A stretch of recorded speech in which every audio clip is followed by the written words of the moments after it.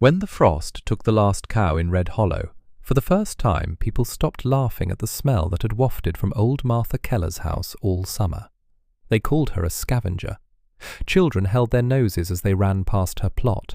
Women demanded that the smokehouse be closed, and men insisted that only a crazy old woman could dry meat for months while hundreds of cows grazed around her.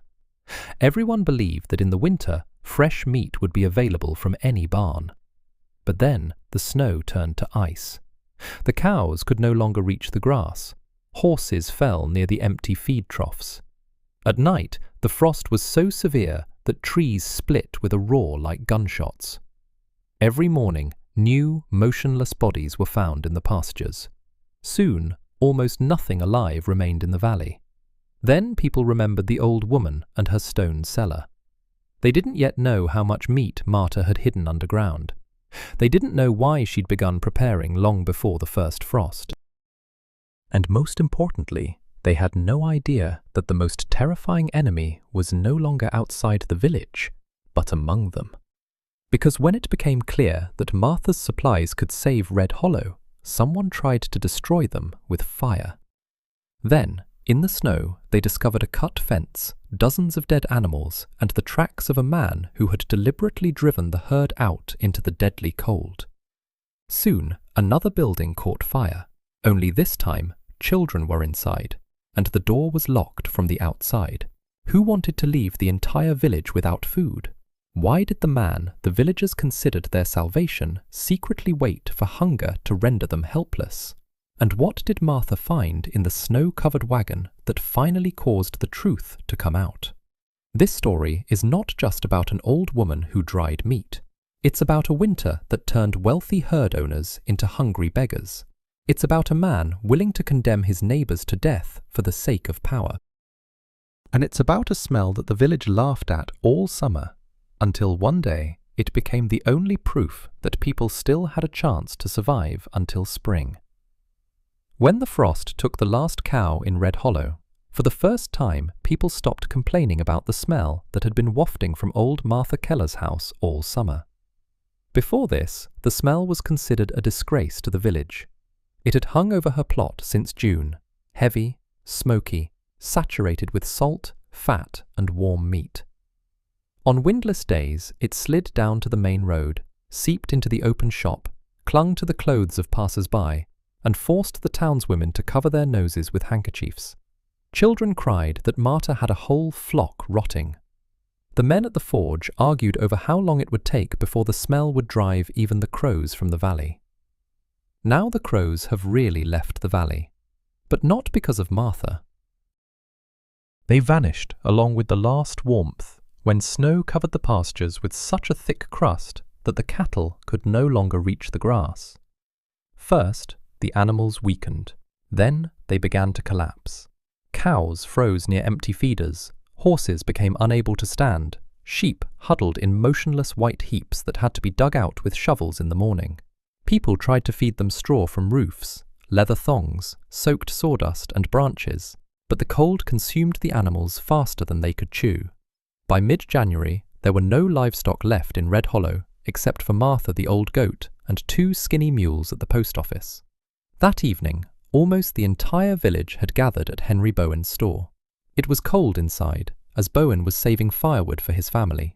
People stood in coats and mittens, breathing in the white steam and staring at the empty meat hook above the counter. Carcasses had hung on it in the fall, but now it swayed in the draught, as if reminding everyone of what was no longer there. "I have 2 sacks of flour and half a barrel of beans left," Bowen said. "No meat, no fat, almost no salt." He said this dryly, as if he were listing someone else's losses, but his face betrayed fear. Henry Bowen was used to being the man people came to for everything they needed. His strength rested on shelves, sacks, and a locked warehouse. Now the shelves were empty, and the key in his pocket was becoming useless. "It's more than 2 months until spring," said a young mother named Ruth Harper. No one answered. In her arms she held her son, not yet 2 years old. The boy didn't cry. His lips were dry, and his eyes seemed too large for his thin face. Blacksmith Elias Gray looked at Bowen. "You promised that the meat would come from Wilson's ranch." "The Wilson ranch lost its entire herd," the storekeeper replied. 140 head. "Not a single one survived last week." "Then let's take the carcasses." "They lay under the snow for who knows how long. Some died from disease. Others began to spoil before freezing. We'll give this to the children. We'll bury them before spring." The crowd fell silent. The wind blew against the wall, and the bottles on the empty shelf rattled softly. At that moment, the door opened, letting in a cloud of snow. Martha Keller stood at the threshold. She was 68, though people in the village said she looked older than the church itself. Short and stooped, wearing a threadbare grey coat, she held a lantern in one hand and a long bundle wrapped in clean cloth in the other. Her clothes reeked of the same smoke that had provoked ridicule all summer. Several people involuntarily winced. Martha noticed it. She noticed everything, but almost never showed it. She walked up to the counter, placed the package in front of Bowen, and unfolded the cloth. Inside lay dark strips of dried meat. They were thin, dense, and coated with salt crystals. A smell immediately filled the shop, not rotten, as they said in the summer, but the deep, smoky, heavy scent of real food. The baby in Ruth's arms raised its head. Everyone looked at the meat.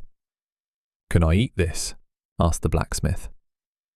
Martha looked at him as if the question was an insult not to her, but to common sense. "I didn't dry it for decoration." Bowen picked up a strip between 2 fingers, examined it, and sniffed it. Then he broke off a small piece and carefully placed it in his mouth. People watched his every move. He chewed for a long time. The meat was tough, salty, but not spoiled. "How many of these do you have?" he asked. Martha folded the fabric back.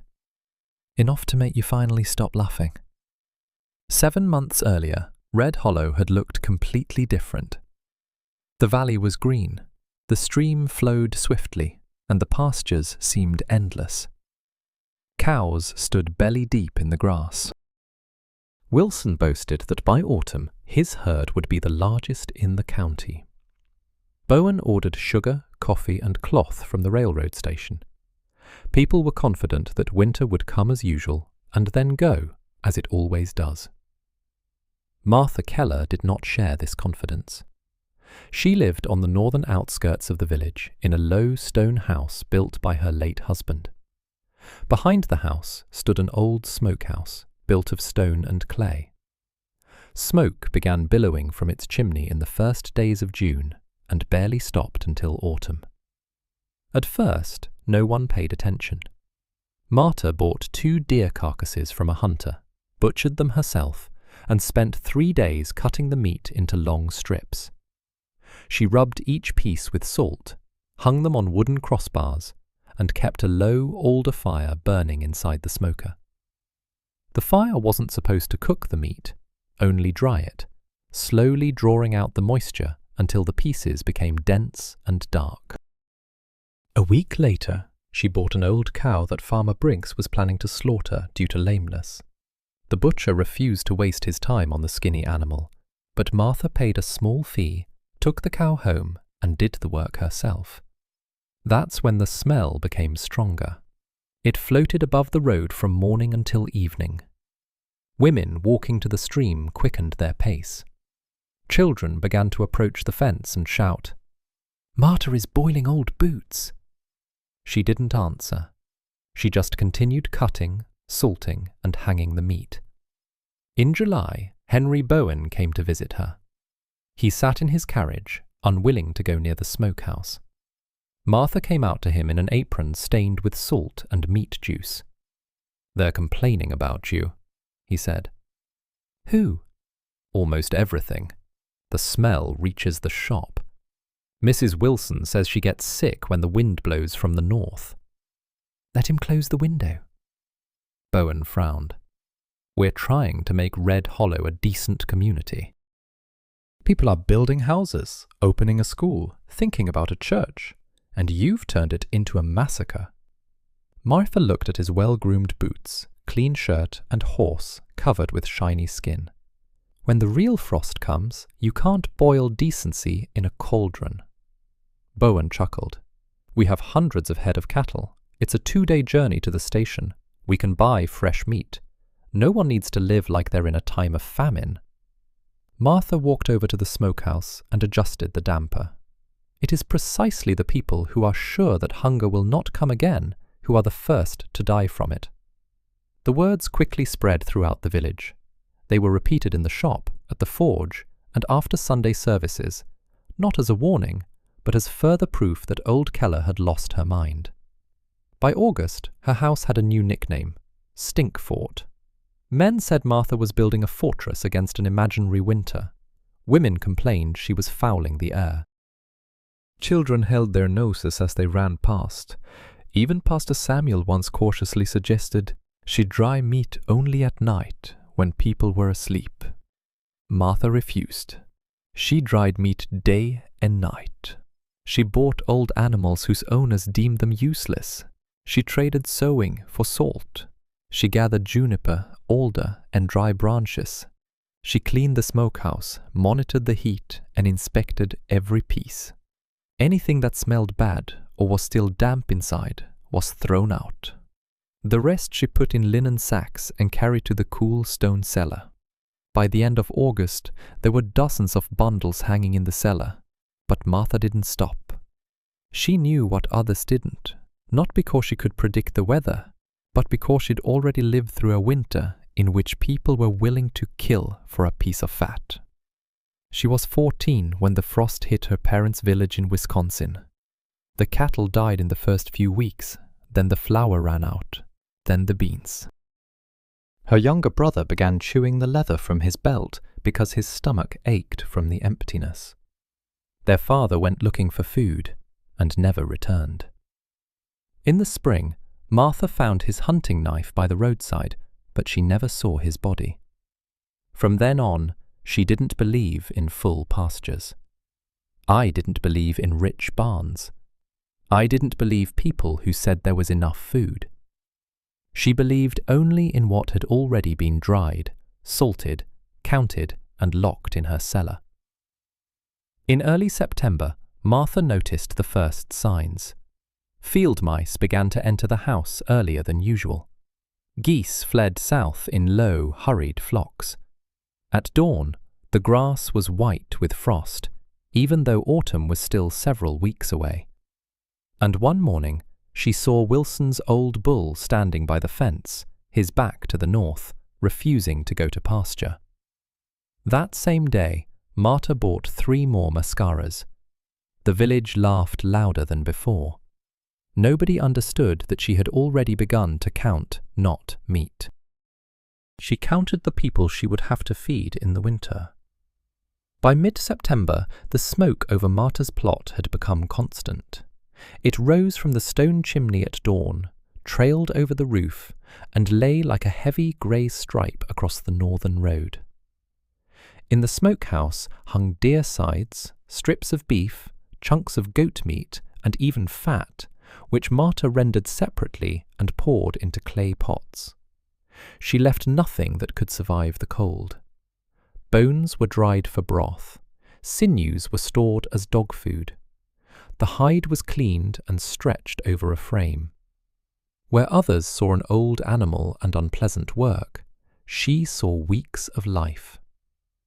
But the village saw only the smell. On Sunday after the service, Mrs. Wilson stopped Martha at the church steps. She was wearing a blue dress with a white collar, which she saved for special occasions.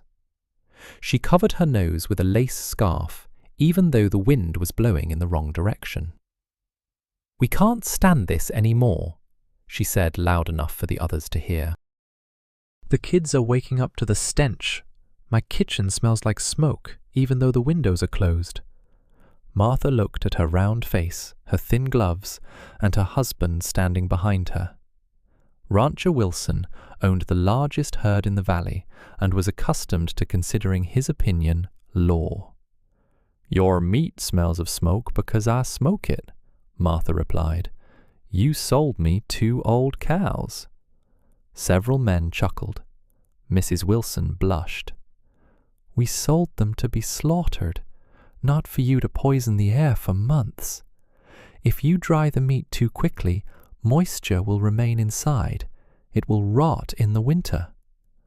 "We'll have fresher food this winter," Wilson interjected. "My herd has survived frosts before." Martha turned her gaze to him. "Your herd experienced normal frosts. So, you decided that you know the weather better than anyone." "No, I know hunger better than you." Wilson laughed. Several other men followed suit. It was a confident, lazy, summery laugh. It belonged to men who looked out over green pastures and couldn't imagine that in a few months there would be nothing left alive. The next day, Mayor Horace Pym came to Martha. He brought a document signed by 23 residents. It demanded an end to smoking meat by the end of the month. The mayor held the document in front of him as if it were an order from the governor, not a sheet of paper stained with ink and greasy fingerprints. "I don't want to quarrel, Martha," he said, "but people have a right to clean air." She stood at the cutting table, trimming fat from a piece of beef. The knife moved slowly and precisely. "People have the right to sign a paper." "Then do you agree?" "No." The mayor sighed. "The village may prohibit you from using the smokehouse." Martha put the knife down and wiped her hands. "You can try. Just first explain to me what law would prohibit someone from storing their own food on their own land." Horace didn't know. There was no law. Red Hollow consisted of a few dozen houses, and its power rested on the people's consent and the habit of calling him mayor. He could plead, cajole, and threaten public condemnation. But Martha experienced public condemnation before most of the signatories could write their names. "You're turning people against you," he said. "No, Horace. I just don't let them decide how much food goes in my cellar." She returned to the meat. The conversation was over. After that, the ridicule became more vicious. The children no longer simply held their noses. They began throwing rotten vegetables and scraps of leather over the fence. One night, someone wrote in charcoal on the smokehouse door, "A scavenger lives here." Martha erased the message in the morning without asking who did it. She knew that anyone who came at night to insult an old woman would never confess during the day. Only one person in the village did not laugh. His name was Thomas Reed. He was 15, living with his mother and 2 younger sisters in a small house near a creek. His father had died in a logging accident, and from then on Thomas took any kind of work. He came to Martha's to chop wood, carry water, and clean the smokehouse. At first, he did it for a few coins. Then he started asking questions. "Why do you cut the meat so thinly?" "Because the salt must reach the middle." "Why is the fire barely burning?"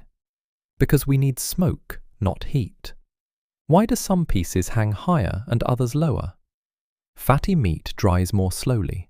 If you hang it incorrectly, it will harden on the outside and remain raw on the inside." Thomas listened attentively. He wasn't particularly talkative, but he remembered everything the first time. Martha showed him how to determine doneness by colour, smell, and firmness, how to check the meat at the bone, how not to skimp on a piece if it smells sour, how to arrange the bundles in the cellar to allow air to circulate between them. One day he asked, "How much food is there?" Martha didn't answer right away. She picked up the lantern and led it down to the stone cellar. Dozens of bundles hung along the walls. Pots of lard, jars of salted meat, and sacks of dried apples and peas stood on the shelves. Blocks of salt lay in the corner. Each hook had a date carved into it. "If you feed one person, it's enough for almost 2 years," she said. "If you feed a village, it's enough for less than a month." Thomas turned slowly towards her. "Do you really think you'll have to feed everyone?" "I hope not." "But prepare as if you have to." Marta raised the lantern higher. "Hope isn't a reserve. It doesn't hang on a hook or sit in a jar." In early October, the temperature dropped sharply. Overnight, the water in the buckets froze. Frost remained on the pastures until midday. The cattle began eating more, but the grass had already lost its strength. Martha saw ranchers continuing to release their animals far into the valley, trying to save hay for late winter. This was a common practice. While the pastures were open, feed was not wasted. But this year was no ordinary one. She went to Wilson. The rancher stood by the corral, inspecting the young bulls. His herd was impressive. Dozens of sturdy animals, broad backs, heavy heads. He smiled when he saw Martha. "Have you come to buy another cow for your fragrant fortress?" "I came to tell you to move the herd closer to the barns." The smile disappeared. "Why?" "The snow will come earlier." "Because mice got into your house?" "Because the ground is already frozen along the edges of the stream. Because the geese left almost a month early. Because the wind has been blowing from the northwest for 3 days and hasn't warmed up even by midday." Wilson laughed. "I've been raising cattle for 20 years. You dry the meat. Don't tell me how to run a ranch." "I'm not teaching you about ranching. I'm warning you about winter. My animals are fat. There's enough hay until April." Marta looked at the distant pasture. The bulls stood in a tight group, not moving apart, even though there was still grass all around. "Then at least slaughter some of them now. Save the meat." Wilson stepped closer. "Do you want me to destroy half the herd because of your fears?" "It's better to kill half than to count all the dead in the spring." He pointed her in the direction. "Leave." Marta left. She didn't argue. A warning a person doesn't want to hear can't be forced into their head. That same week, she slaughtered the last of the 4 cows she'd purchased. Thomas helped her until dark. They worked quickly, as the night's frost had already frozen the blood on the boards. Marta ordered them to trim off all the fat, preserving the tongue, heart, and liver. Nothing was to be thrown away. She even sliced the lungs thinly and dried them for the dog. The smoke grew thick again. The smell permeated the village, stronger than ever. People were indignant, but now their voices carried a different kind of irritation. They felt the cold. They saw the early frost. They heard the wind shaking the roofs at night. The mockery still remained, but their confidence began to wane. The first real snow fell on October 14th. It began before dawn and didn't stop by evening. First it covered the ground thinly, then it reached ankles, then knees. People said it would melt. Wilson left the herd in a distant pasture. Bowen didn't order additional salt and flour because the road to the station was still considered open. Mayor Pym insisted that snow like this happens in October and is of no consequence. But overnight the temperature dropped so sharply that the wet snow turned into an icy crust. In the morning, Wilson's cows were unable to break through it with their hooves. Marta stood by her smokehouse and listened to the hungry herd bellowing far away in the valley. The sound carried through the snow was low, viscous, almost human. She knew that sound. This is not how winter began. Thus began the siege. For 3 days the snow hadn't melted. On the contrary, it had grown heavier. During the day, the top layer softened slightly in the pale sun, but at night it froze, forming a crust that neither cows nor horses could break through. The animals walked across the pasture with their heads down, stamping their hooves on the ice, finding only sparse patches of frozen grass beneath. Each kick drained their strength and provided almost no food. Wilson still refused to acknowledge the danger. He gathered his workers, ordered them to cut a passage to the distant herd and drive the animals to the barns. The men set out at dawn with shovels and ropes, but returned only after dark. They brought back less than half the cows. The rest scattered across the valley, weakened, frightened by the wind and the slippery snow crust. 2 broke their legs. 1 had to be beaten to death in the snow because it lay there and couldn't rise. When the carcass was brought to the ranch, Martha was already waiting at the gate. Wilson saw her and immediately understood why she had come. "No," he said. "Don't even start." "The meat is still warm. It can be saved. It will go to my people. Eat it within a week. The rest will spoil." "Nothing will spoil in such frost." Martha looked at the carcass lying on the sled. The snow on the animal's flank had already turned dark. She knew the frost could preserve the meat if it stayed cold all the time, but the weather was changing too abruptly. The carcass would thaw against the wall during the day, then freeze again at night. Then the smell would start to appear. Then people would start cutting the good pieces from the bad until it would be impossible to tell the difference. "The frost only preserves what's been properly butchered," she said. "If you leave the carcass whole, it will cool too slowly inside." Wilson ran a tired hand over his face. He looked older than he had a week ago. His confidence was still there, but it was no longer based on experience, but on stubbornness. "You want to take the meat for next to nothing. I want to dry it and give you half back." "Half? For salt, firewood, and work?" Wilson laughed, but it was short and angry. "Are you offering me half of my own cow? I suggest we save half instead of losing the whole thing." The workers exchanged glances. They'd heard the conversation and knew Martha was right. One of them, an old man named Fletcher, said quietly, "Mr. Wilson, we don't have room to keep the carcass, and we won't have time to butcher it before nightfall." Wilson turned sharply to face him. "I didn't ask."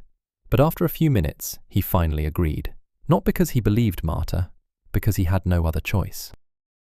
The carcass was transported to the stone house. Thomas was already lighting the smokehouse. He worked without question, though he could see Martha's hands shaking with fatigue. They butchered the meat until midnight. They cut long strips, removed damaged areas, ground salt, and hung the pieces on crossbars. Martha stored the fat separately. The bones were chopped for future broth. By morning, the smokehouse was full again. The smell floated over the village. But now people didn't hold their noses so demonstratively. They passed the plot more slowly. Some looked at the pipe, then at their emptying sheds. The jeers were still there, but without their former lightness. A person can laugh at someone else's supply as long as he's confident in his own. When his own supply begins to disappear, laughter turns to envy. A week later, Wilson's first 20 cows died. They were found near the north fence, huddled in a tight group. The animals were so close together that the outermost ones were frozen upright, crushed beneath the bodies of the others. A few were still breathing, but too weak to walk. Wilson ordered the slaughter of those who could be saved as meat. Now he came to Martha himself. There were 4 carcasses in his cart. He didn't mention the smell, didn't mention the complaint, and didn't look at the sign the children had left on the smokehouse door. He simply asked, "How much can you take?" 2 today, 2 tomorrow if the cold holds them back. I need a bigger share." "Then bring salt and firewood." "There is almost no salt left in the shop." Martha looked at him. "This means that the meat will not keep as well." Wilson pressed his lips together. "Bowen keeps salt in a warehouse. He doesn't sell it. He says he's waiting for the next delivery." "There will be no deliveries if the road is covered." "I know." It was the first confession Martha had ever heard from him. Not an apology. Not gratitude. Just 2 words, but they meant that the man who owned the largest herd in the valley had finally seen what the old woman had been trying to show him all summer. That same day, Martha went to Bowen's. The shopkeeper met her at the back door and immediately positioned himself to block the entrance to the warehouse. "Salt is not for sale," he said. "Then Wilson's flesh will rot." "That's his problem. When his herd dies, it will become a problem for the entire village." Bowen shook his head. "You're exaggerating. The frost will pass. The road will be cleared. Everything we need will be delivered in a week." "Who will clear it?" "Men." "Those who are now pulling cows out of snowdrifts." He didn't answer. Martha stepped closer. "You have 6 barrels of salt in your warehouse. I saw them in September." The shopkeeper's face changed. "Are you keeping an eye on my goods?" "I believe that everything that can preserve life in winter." "This is my salt." "Before people start dying because you're hiding it." Bowen opened his mouth, but at that moment Ruth Harper emerged from the shop. She held her son in her arms and heard his last words. 2 more women appeared behind her, then Gray, the blacksmith. The people stopped at the door looking at Bowen. The shopkeeper realized that the conversation was no longer private. "I'll let you have 1 barrel, he said, "at double price." "The usual," Martha answered. "You will not dictate the price to me." "Then I'll tell everyone that you're waiting for salt to become more valuable than human life." The crowd was still small, but its silence was louder than the shouting. Bowen looked at the faces and relented. He rolled out 1 barrel, writing the debt in Wilson's name. Martha didn't argue with the receipt. Right now, she needed salt. They would settle their debts in the spring, if they lived that long. The work continued without rest. Thomas practically moved in with Martha. During the day, they butchered the carcasses, and at night, they monitored the smoke. The wind extinguished the weak fire several times, and then they had to relight it, preventing the temperature from rising too high. Martha slept for 2 hours in a chair by the door, waking at any change in smell and immediately going to check the meat. Thomas noticed that she sometimes held her breasts. "You need to rest," he said. "Rest will not dry out the meat. If you fall, no one will know what to do." Martha looked at him. "You will know." He fell silent. Until that moment, Thomas had considered himself an assistant. Now he realized the old woman wasn't teaching him out of convenience. She was preparing someone who would be able to carry on if she were gone. By the end of November, the cellar was so full of bundles that only narrow passages remained between them. Wilson received his share, but left most of the meat with Martha because his barns were too damp. Several more farmers began bringing in weakened animals for slaughter until they died themselves. Martha accepted only those who agreed to share the meat and bring fuel. The smokehouse ran continuously. Then the village stopped calling her house Stinking Fort. Another name appeared, Meat Bank. But the recognition came too late. In early December, a frost hit that even the elderly couldn't remember. The temperature dropped for 3 nights in a row. Trees cracked in the forest as if they were being shot at. Water froze in mugs near stoves. Horses were covered in frost inside closed barns. Cattle died by the dozens, then by the hundreds. Wilson lost almost half the herd in 1 night. At dawn, he stood motionless among the frozen animals. His workers awaited orders, but he remained silent. Everything he was proud of lay before him under the snow. Not wealth, not a future. Only heavy carcasses that needed to be rescued before the frost gave way to a thaw. And then one of the workers noticed smoke in the north. Not above Martha's smokehouse, above her house. Black, thick smoke billowed out from under the roof, and a wind drove sparks straight toward a wooden door of the cellar, where meat lay that could feed the entire village. Someone set fire to the stink fort. Wilson was the first to reach Martha's house. He abandoned his horse by the road, sank knee-deep in snow, and ran toward the property, unaware of the cold cutting into his face. The ranch hands followed behind him, dragging shovels, boat hooks, and empty barrels. Black smoke was already covering the roof. Flames were pouring from the outbuilding where the wood was stored and creeping along the dry boards toward the wall of the smokehouse. Martha stood at the cellar door, trying to remove the iron beam. Smoke blew into her face. She coughed but didn't move. Inside the cellar hung bundles of meat, pots of fat, and sacks of salt. If the fire reached the door, the heat would ruin the supplies even before the beams caught fire. "Get away!" Wilson shouted. Martha pretended not to hear. She tugged at the bolt with both hands, but the metal warped from the heat. Then Wilson grabbed her by the shoulders and dragged her forcefully toward the snow. The old woman slapped his arm. "Cellar! If you stay there, you will burn with him." Thomas ran out of the smokehouse, clutching 2 sacks of cooked meat to his chest. His hair was singed on one side, and his sleeve was smoking. He tossed the sacks into the snow and turned back toward the door. "There's no going back," Wilson said. "There is still ligaments. There's smoke there." Thomas tried to break free, but the rancher held him back. At that moment, the roof of the woodshed caved in. Sparks flew, and the fire hit the wall of the smokehouse. If the boy had gone inside, he wouldn't have had time to get out. People began arriving from the village. Someone saw smoke, rang the church bell, and soon a line of men and women was moving along the northern road. Fetching water was nearly impossible.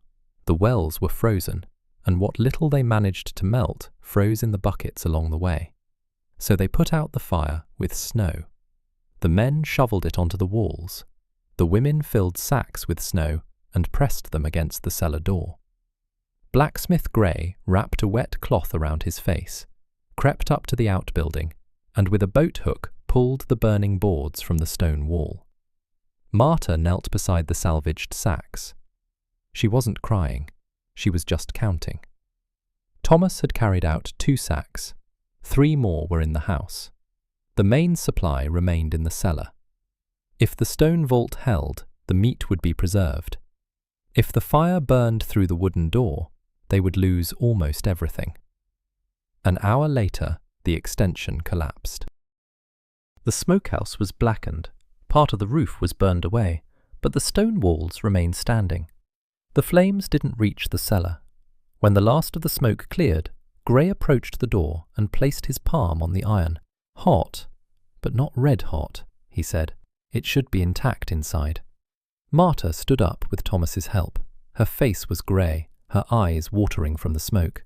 She approached the ruined outbuilding and began examining the snow. The others thought she was looking for surviving tools, but Martha wasn't looking at the rubble. She found a glass bottle near the back fence. There was a little kerosene left at the bottom. The neck was plugged with a burnt rag.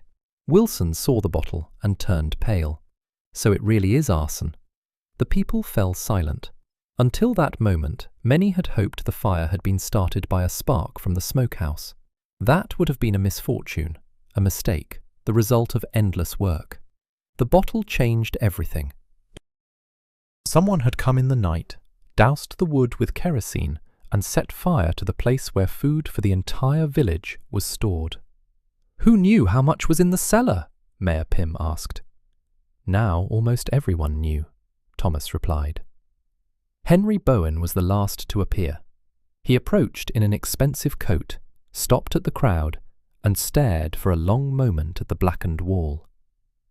"Maybe the bottle was here before," he said. "Martha uses kerosene."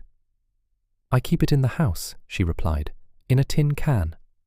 Bowen shrugged. Then one of the children. Stupid joke. Martha looked at him. There was snow on his boots, but no frost, so he hadn't been outside long. The walk from the shop to her house took almost 20 minutes, even in summer. Now it was twice that. He couldn't be the last one there, looking like he'd just stepped out of a warm room, if he'd heard the bell with everyone else. She said nothing. Suspicion without proof was just another form of noise, and Martha didn't like noise. But Thomas too noticed Bowen's boots. Their eyes met for just a moment. The cellar was opened only in the evening, when the iron had cooled. Gray was the first to go inside with a lantern, followed by Martha and Thomas. The smell of smoke penetrated through the cracks, but the temperature inside remained almost unchanged. The stone vault protected most of the supplies. A few bundles near the door had become hot and damp. Martha ordered them removed immediately. The rest of the meat was dry and cold. The people at the top were waiting for a decision. "We lost less than a tenth," Martha said as she climbed the steps. A sigh of relief passed through the crowd. Someone crossed themselves. Ruth Harper burst into tears, clutching her baby to her chest. Only now did everyone fully understand how close they had been to disaster. If the fire had started an hour earlier, if the wind had blown toward the door, if the smokehouse walls had been wooden, Red Hollow would have been left without meat. Martha did not allow people to disperse. "From this day on, the cellar will be guarded," she said. "2 at night, 2 during the day. The key will remain with me and Thomas. Releases will only be made by list." Mayor Pym frowned. "The council must decide." "The council signed a paper so that I would stop drying meat." Several people looked down. "Now everyone needs meat," Martha continued. "That means everyone will work. Those who get food bring firewood, shovel snow, help butcher the carcasses or keep watch. The sick, the elderly, and children get work. The rest get it as much as they can." "Do you make your own laws?" Bowen asked. Martha turned to him. "No. Hunger established them for us." No one supported the shopkeeper. Even the mayor remained silent. Power had quietly passed to a man who had neither a title nor a warehouse, but a working plan. The smokehouse was restored in 2 days.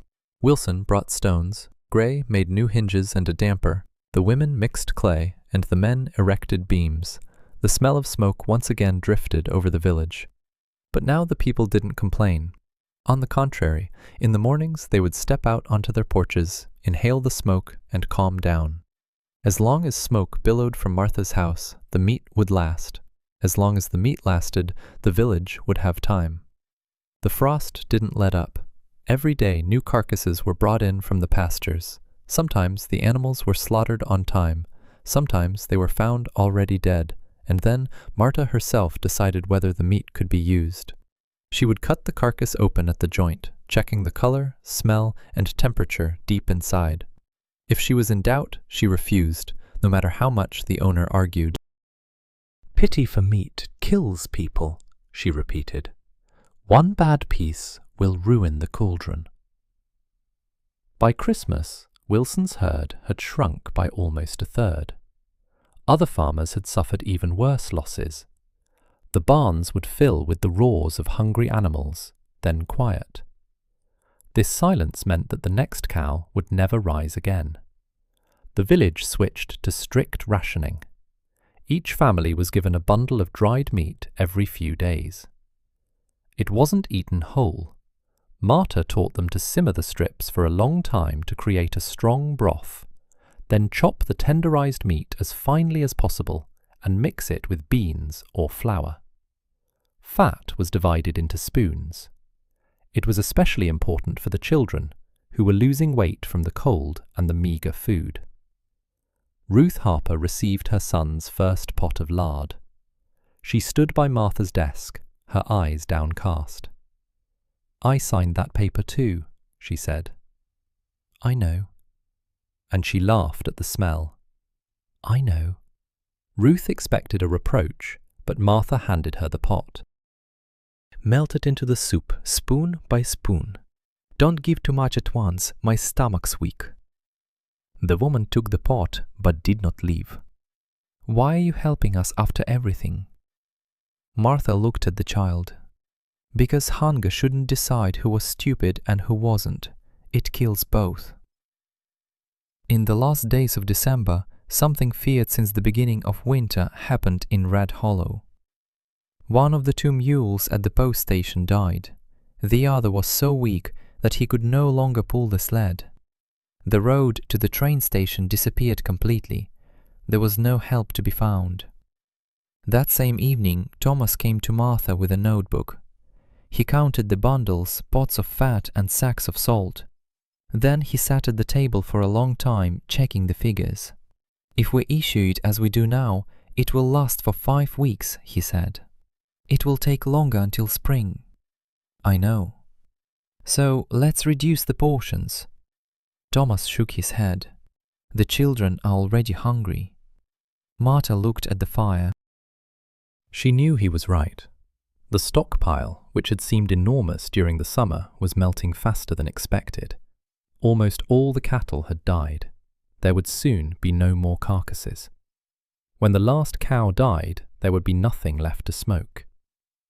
There was a knock outside the window. Wilson's employee stood in the doorway, barely able to stand. His face was covered in frost, his hand pressed to his chest. "We found a herd in a distant pasture," he breathed. "Almost 60 head, all lying down." Martha stood up. "When did they die?" "We don't know. Maybe yesterday. Maybe earlier."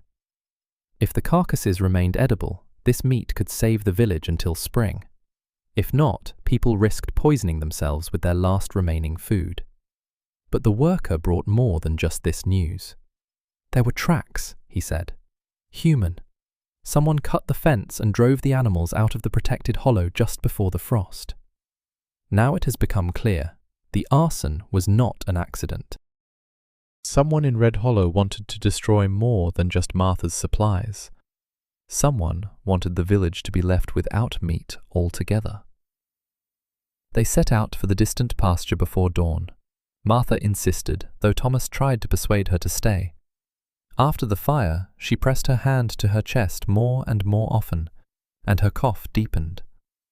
But only someone who knew the meat, not by its appearance on the counter, but by the temperature at the bone, the color of the fat, and the smell inside the joint, could determine the suitability of the carcasses. A mistake could cost the village more than the winter itself. Wilson, the blacksmith Gray, Thomas, and 4 ranch hands went with them. 2 sleds carried axes, knives, ropes, tarps, and the remaining salt. They didn't take horses.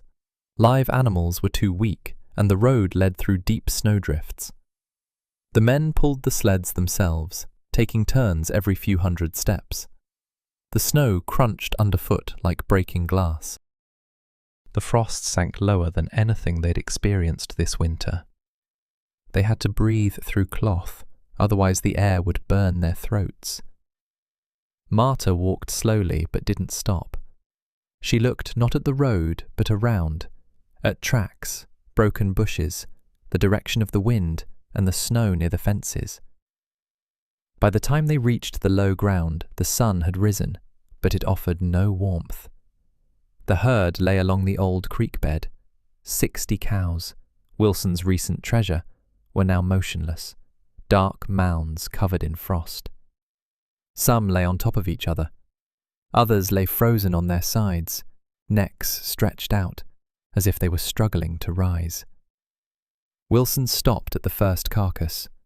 He took off his hat, though the frost immediately bit into his hair. He'd already seen dozens of dead animals this winter, but here lay almost the entire remainder of his former life. The herd he'd raised for 20 years, the future calves, the money, the land he'd planned to buy in the spring. Everything lay before him, and it no longer belonged to him. Martha didn't let him stand for long. "We need to check when they died." She knelt beside the nearest cow, cleared away the snow around its belly and made a deep cut. The meat inside was dark red, firm and free of grey spots. Then she opened the joint, sniffed it and touched the fat. "This one is good enough." The next one was also suitable. The third one wasn't. A sweetish, sour smell had already appeared inside. Most likely the animal had died before the others, thawed several times in the midday sun and then frozen again. Marta ordered the carcass to be marked with a cross and left alone. They moved from one cow to the next. Of the 60, 38 were found to be suitable. This was fewer than Wilson had hoped for, but enough to change the fate of Red Hollow. "We won't be able to take everything out," Gray said, "even if we walk for a week." "We don't have a week," Marta replied. "The wind will shift, it will get warmer, and the meat will start to spoil from the inside." She ordered the carcasses to be butchered directly in the pasture. The best muscles, fat, hearts, tongues, and livers were to be taken only from animals that had died recently. Bones and heavy parts were to be left behind. Every extra 100 pounds diminished the chances of returning alive. While the workers sharpened their knives, Thomas went to the cut fence. The wire hadn't snapped under the pressure of the herd. It had been cut with a tool. 2 neat marks from heavy pincers remained on the wooden post. Gray examined the damage. "They use those at the forge," he said, "but mine are still here." "Who else has one?" Wilson asked. The blacksmith did not answer immediately. "At Bowen's. I sold him a pair last spring. He said he'd be fixing warehouse hinges." The name hung in the frosty air. Wilson clutched the knife. First the fire, now the herd. Why does he need it? Martha looked at the dead animals. "The man who keeps the food controls the hungry. If the village runs out of meat, everyone will go to his storehouse." "The warehouse is almost empty," Thomas said. "We only know what he showed." She didn't say more. The suspicion was strong, but they needed proof. If they accused the shopkeeper and were wrong, Red Hollow would crumble just when people needed to work together. If they were right and warned him too soon, he would destroy everything he'd hidden. The butchering continued until evening. The frost preserved the carcasses but killed the men. Knives froze to their gloves. The blood on the boards turned to ice. Twice, Thomas lost feeling in his fingers, and Martha forced him to hide his hands under his clothes until the pain returned.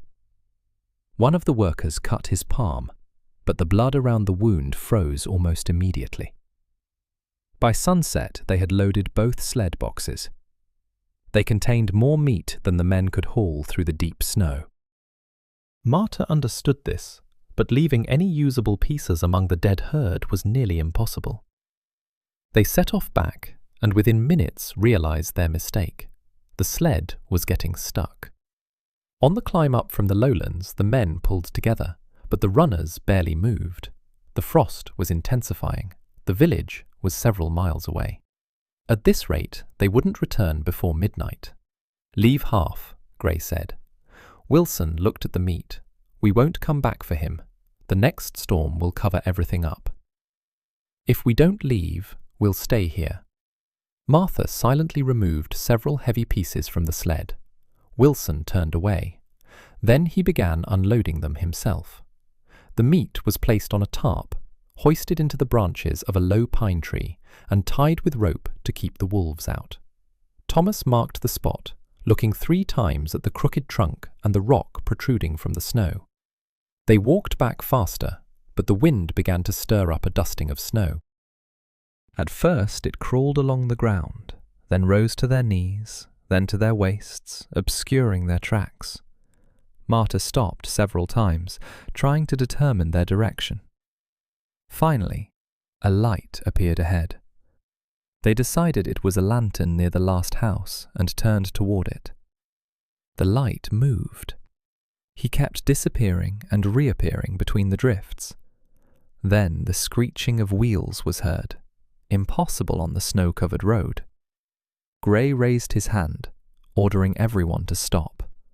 A large covered wagon emerged from the white shroud. It was pulled by 2 well-fed horses. A man sat on the box, his face covered by a scarf. Seeing the people, he jerked the reins sharply and tried to turn around. The horse slipped. The cart skidded.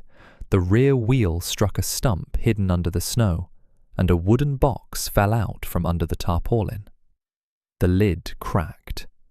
Tin cans of meat fell onto the snow. Wilson rushed toward the cart. The man jumped off the box and ran, but Gray caught up with him a few steps later, knocked him into the snow, and ripped off his scarf. It was Henry Bowen's junior worker. Inside the wagon lay flour, beans, salt, candles, coffee, pots of lard, and dozens of cans of preserved meat. More than a few stashed provisions. A supply that would last the Bowen family until spring, and perhaps longer. Thomas picked up the heavy pliers from the floor. The jaws were stained with rust and bits of wire stuck to them. "Where's Bowen?" Wilson asked. The worker was silent, shivering not only from the cold. Marta came closer. "He ordered the smokehouse to be set on fire." The man closed his eyes. "He said the meat had to go to waste. Then people would give everything for his supplies." "And the herd?" "I just cut the fence. He said the cattle would return to the barns on their own, that no one would die."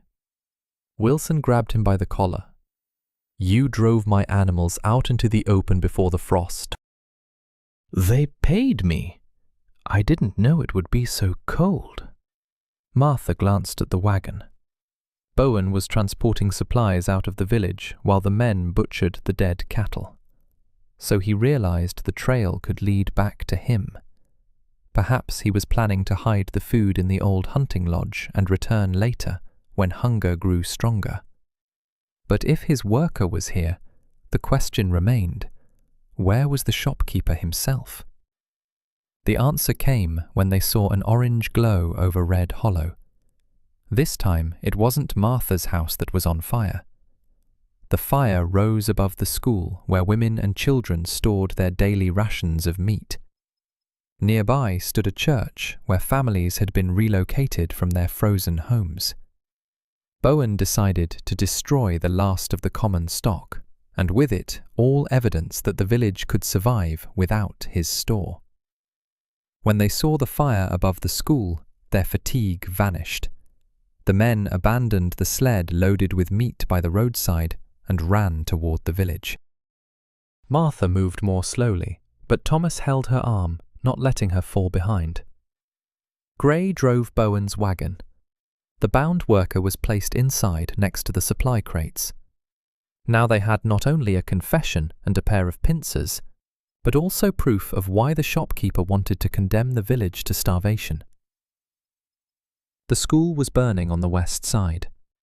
Flames had already engulfed the woodshed and were licking the window frames. Screams could be heard from inside. There were children, women, and several sick elderly people inside, who had been moved closer to the stove.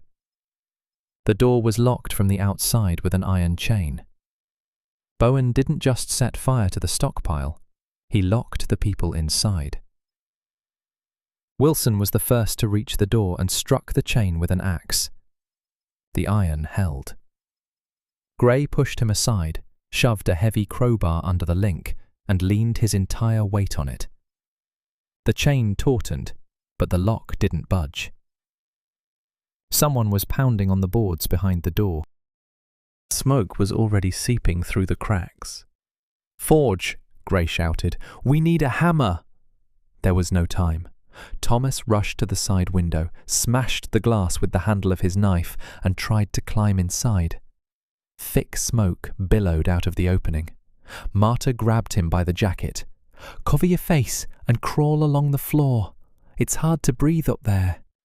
She tore the wool scarf from around her neck, quickly dipped it in a bucket of snow, and tied it around Thomas's mouth. He disappeared into the dark doorway. A few moments later, his voice was heard from inside. He was directing the children toward the window, one by one. Outside, women were picking them up and carrying them toward the church. Gray hit the lock with a stone he'd found by the wall. Once, twice, 3 times. Wilson helped with a crowbar. Finally, the iron shackle cracked. The door swung open and a cloud of smoke poured out, along with the people inside. The last to emerge was Miss Abigail, the schoolteacher. She was supporting an old man who could barely walk. "Where's Ruth?" she asked, coughing. "She was in the pantry." Martha immediately knew where to go. The pantry was behind the classroom, next to the burning wall. The day's rations of meat and fat were stored there. Ruth had most likely tried to take the food out and lost consciousness. Thomas wanted to go back, but Martha stopped him. "You've already swallowed a lot of smoke." "Then who?" She didn't answer. She wrapped a wet handkerchief around her face and went in herself. Inside, it was almost impossible to see anything. Smoke drifted to the floor, the boards creaked, and sparks rained down. Martha moved on her knees, holding onto the wall with one hand. In the pantry, she found Ruth lying near a shelf. The woman was lying with her body covering a small sack of meat. Even as she lost consciousness, she tried to save the food for her son. Martha pulled her toward the exit, but she couldn't muster the strength. Her chest tightened so tightly that for a moment she couldn't breathe. Her vision went dark. She lay down next to Ruth and realized that if she closed her eyes now, she wouldn't get up again. Then Thomas appeared in the smoke. He came back after all. Together they dragged Ruth to the door. Just as they were about to exit, a burning beam collapsed behind them, cutting off their access to the pantry. The meat that remained there perished, but the people were still outside. The fire was extinguished until dawn. The school could not be saved. Only the stone oven and part of the east wall remained standing. The entire stock of meat had been almost completely consumed. A week ago, this would have meant the end of the village. Now Bowen's wagon, filled with flour, salt, beans and canned goods, stood by the road. Nearby lay a sled loaded with meat brought from a distant pasture. Bowen was found in his shop. He sat by the stove in his travelling coat. On the table lay a bag of money, land deeds, and a loaded revolver. Hearing footsteps, he raised his weapon, but he didn't see the hungry crowd he'd hoped to intimidate. Standing before him were Wilson, Gray, Mayor Pym, and the pastor. Behind them were dozens of Red Hollow residents. "These are my goods," said Bowen. "I have the right to export them." "Do you also have the right to lock children in a burning school?" Gray asked. The shopkeeper glanced at his employee, who had been brought in bound.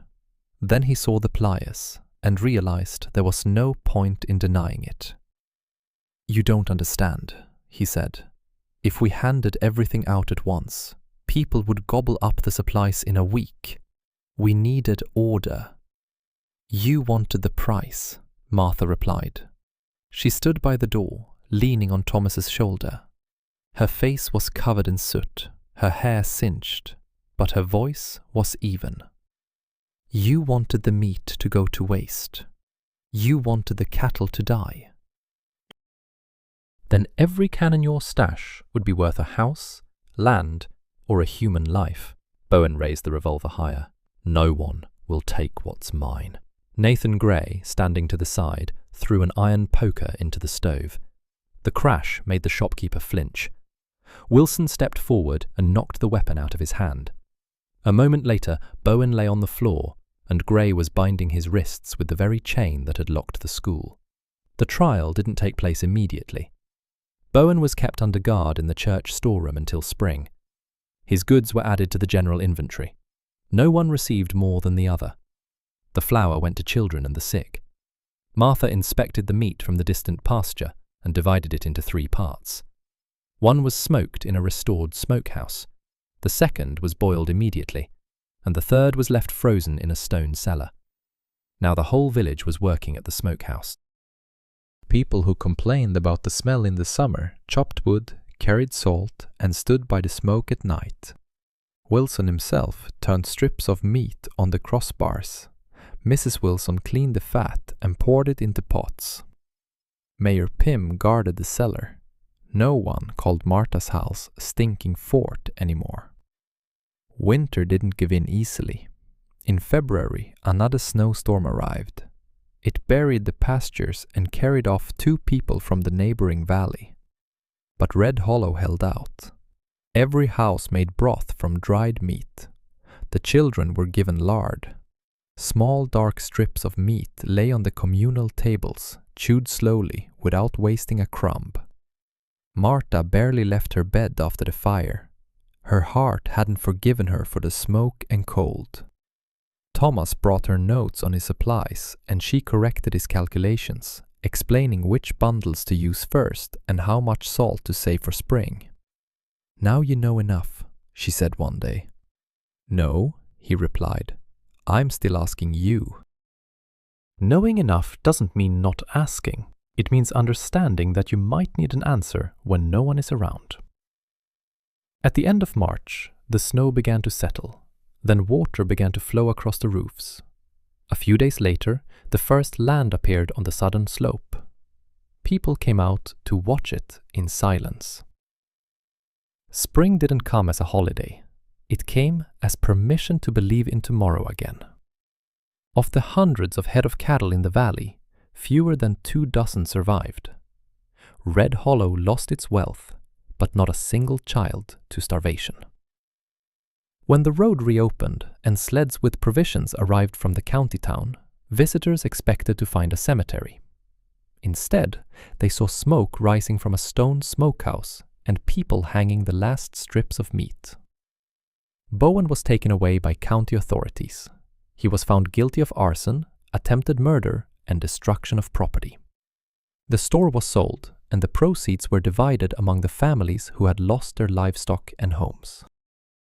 Marta lived for another 4 years. Every summer, smoke rose from her plot again.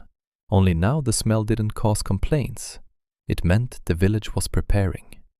Thomas, the children, and the adults worked near the smokehouse. The meat was dried in advance. Salt was stored in the communal pantry, and each owner was required to have a supply for at least a few weeks of winter. When Martha died, she was buried on a hill above Red Hollow. The stone didn't mention the fire, the famine, or how many people she saved. Only one phrase was carved there. She felt winter coming, while others laughed at the smoke. Many years later, the elders told the children that dried meat had saved the village.